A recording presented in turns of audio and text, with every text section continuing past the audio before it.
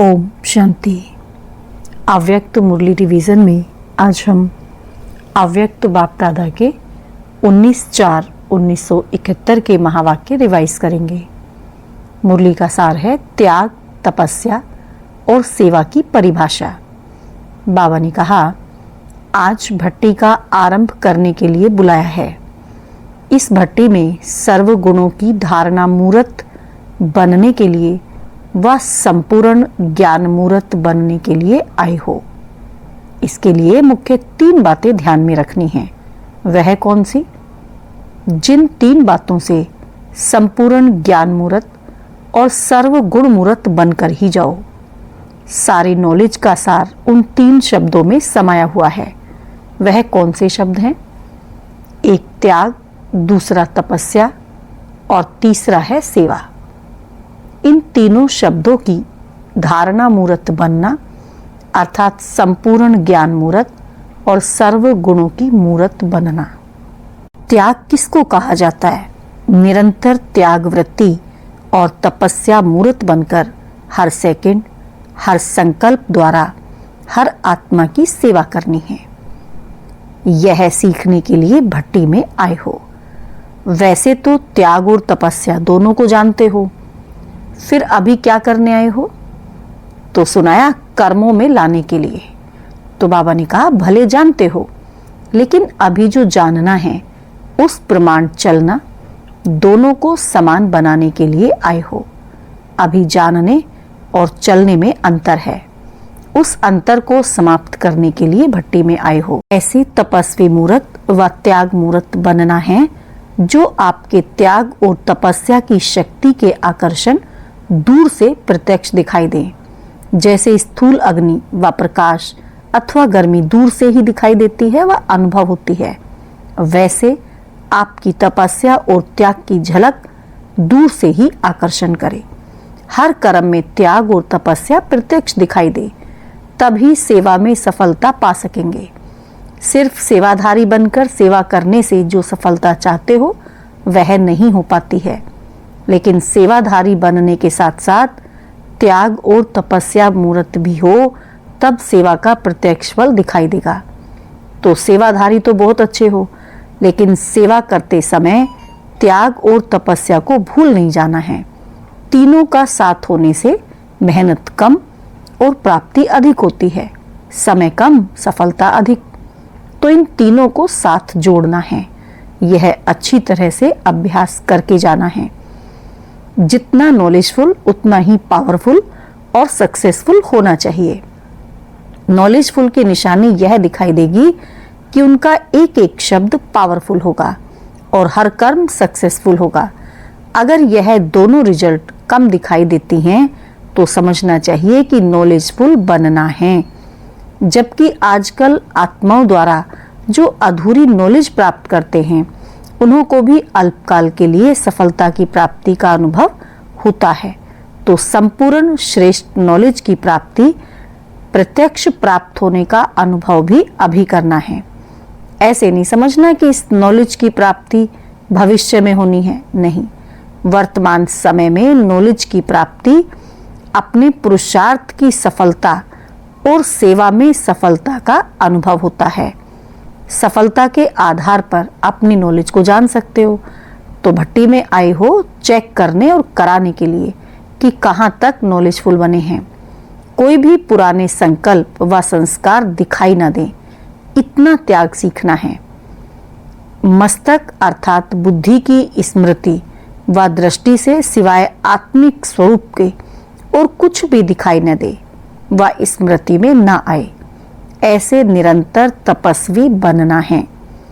जिस भी संस्कार व स्वभाव वाले, चाहे रजोगुणी चाहे तमोगुणी आत्मा हो, संस्कार व स्वभाव के वश हो, आपके पुरुषार्थ में परीक्षा के निमित्त बनी हुई हो, लेकिन हर आत्मा के प्रति सेवा अर्थात कल्याण का संकल्प व भावना उत्पन्न हो, ऐसे सर्व आत्माओं का सेवाधारी अर्थात कल्याणकारी बनना है।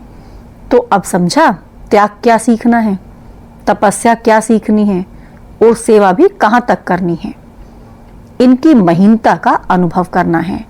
हर पुरुषार्थ में फलीभूत वह हो सकता है जिसमें ज्ञान और धारणा के फल लगे हुए हों। अभी सभी के सामने ब्रह्मा कुमार प्रसिद्ध दिखाई देते हैं, दूर से ही जान जाते हैं कि यह ब्रह्मा कुमार हैं। अब ब्रह्मा कुमार के साथ साथ तपस्वी कुमार दूर से ही दिखाई पड़ो, ऐसा बनकर जाना है। वह तब होगा जब मनन और मगन दोनों का अनुभव करेंगे।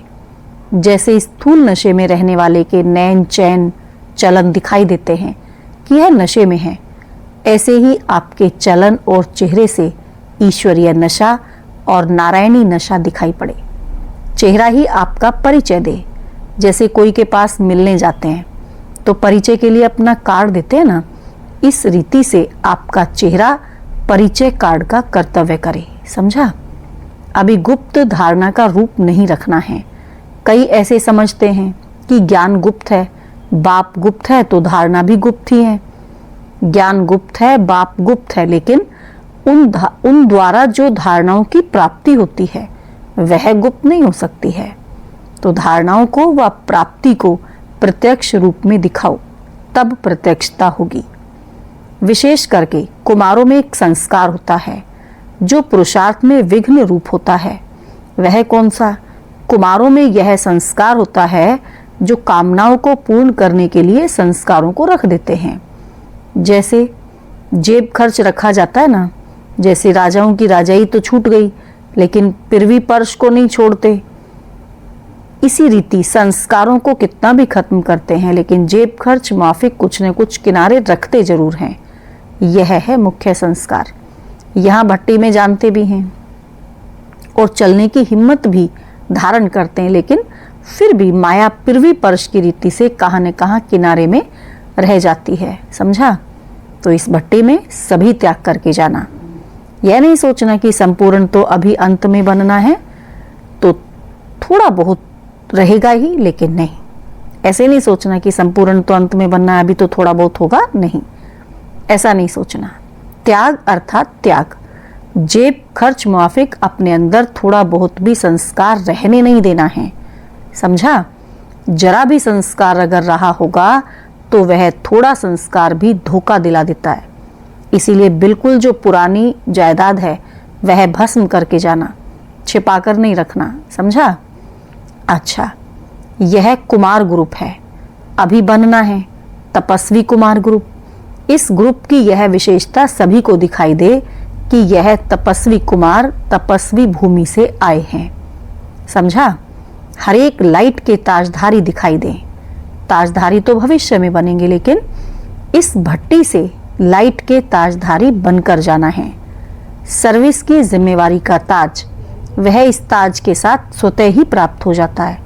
इसीलिए मुख्य ध्यान इस लाइट के ताज को धारण करने का रखना है। समझा? जैसे तपस्वी सदैव आसन पर बैठते हैं, वैसे अपनी एक रस आत्मा की स्थिति के आसन पर विराजमान रहो। इस आसन को नहीं छोड़ो, तब सिंहासन मिलेगा। ऐसा प्रयत्न करो जो देखते ही सबके मुख से एक ही आवाज निकले कि यह कुमार तो तपस्वी कुमार बनकर आए हैं। हर कर्म इंद्रिय से देह अभिमान का त्याग और आत्म अभिमानी की तपस्या प्रत्यक्ष रूप में दिखाई दे, क्योंकि ब्रह्मा की स्थापना का कार्य तो चल ही रहा है, ईश्वरीय पालना का कर्तव्य भी चल ही रहा है।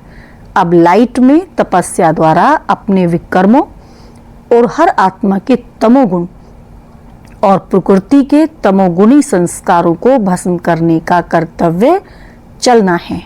आप समझा कि कौन से कर्तव्य का भी समय है? तपस्या द्वारा तमोगुण को भस्म करने का। जैसे अपने चित्रों में शंकर का रूप विनाशकारी अर्थात तपस्वी रूप दिखाते हैं, ऐसे एक रस स्थिति के आसन पर स्थित हो तपस्वी रूप अपना प्रत्यक्ष दिखाओ। समझा क्या सीखना और क्या और कैसे बनना है? इसके लिए यह कुमार ग्रुप मुख्य स्लोगन क्या सामने रखेंगे जिससे सफलता हो जाए? सच्चाई और सफाई से सृष्टि के विकारों का सफाया करेंगे। जब सृष्टि से करेंगे तो स्वयं से तो पहले से ही हो जाएगा, तब तो सृष्टि से करेंगे ना। तो यह स्लोगन याद रखने से तपस्वी मूर्त बनने से सफलता मूर्त बनेंगे। समझा? अच्छा। ओम शांति।